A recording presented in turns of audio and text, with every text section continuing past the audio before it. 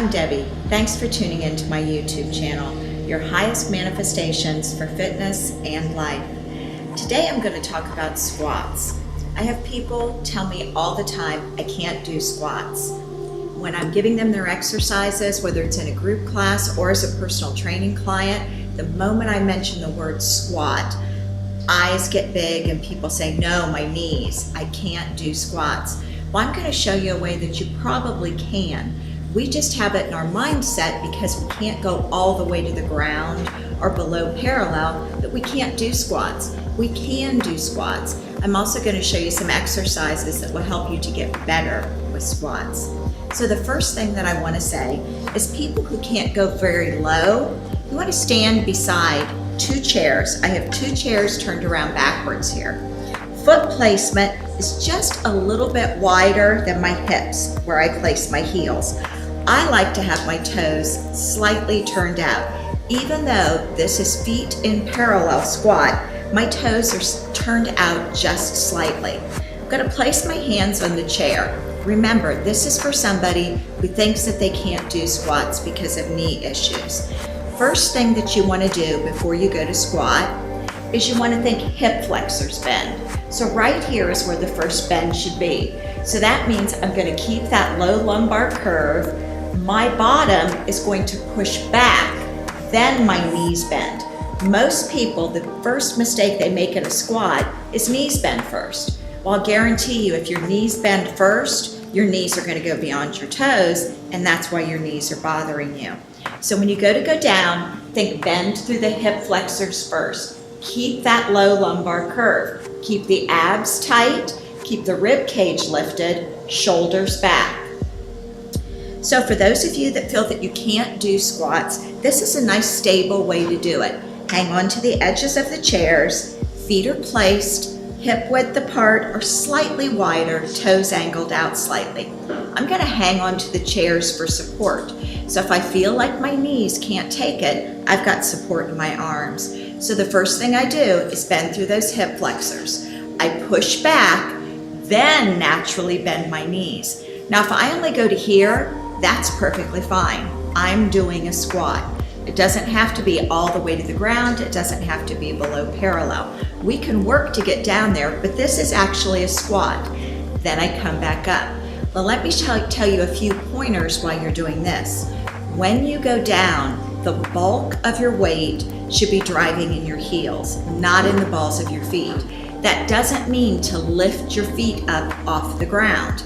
It means to push the weight into the heels as you're going down. So I drive into the heels. Now, I bent through the hip flexors first. Now knees are bent. The bulk of my weight is in the heels. My feet are still flat on the ground, but my weight is not resting in the balls of my feet. As I come up, I tighten everything on my backside. I squeeze and push the pelvis forward. That's going to take pressure off your knees. That's going to help support everything above your knees so your knees aren't taking the impact. So the first thing you need to check when you do your squats, are you bending knees first? If knees are bending first, you're going to have improper form. It's got to be hip flexors first. Then the knees are going to follow. You also need to keep that low lumbar curve in the back. Rib cage needs to be lifted, shoulder blades drawn back, shoulders down out of the ears.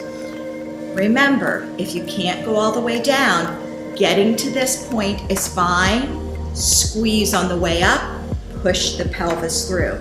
You can hold on the whole time, put a little weight in your hands until your legs get stronger. What we want to get stronger is everything above the knees, and then that's going to help that pain to go away in the knees, and you'll be able to get lower in your squats.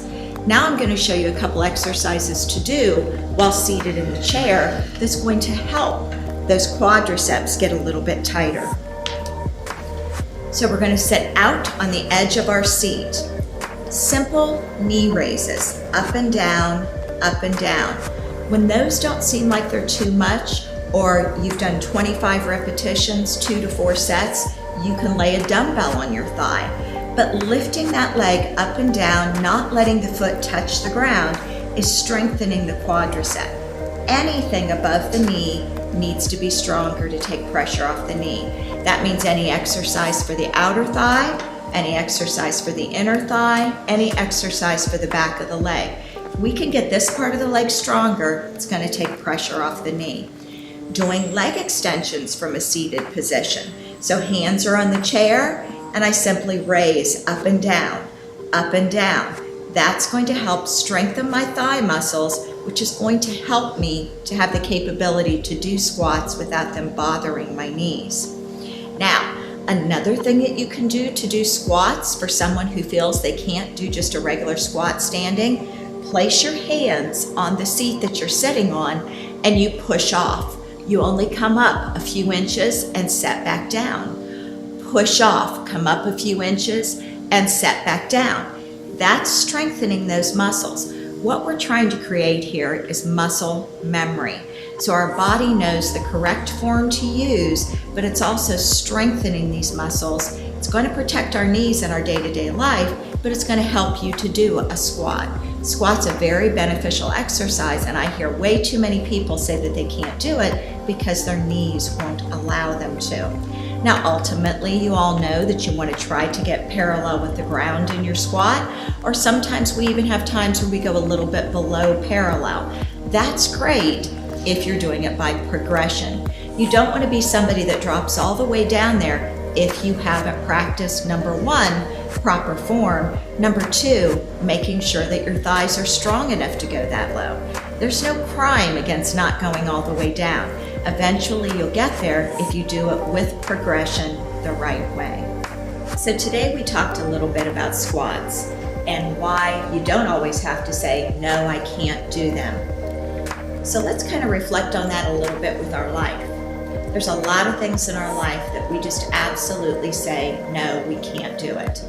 I'll never make enough money. I could never have that job. I could never have a relationship like that. I'll never be happy.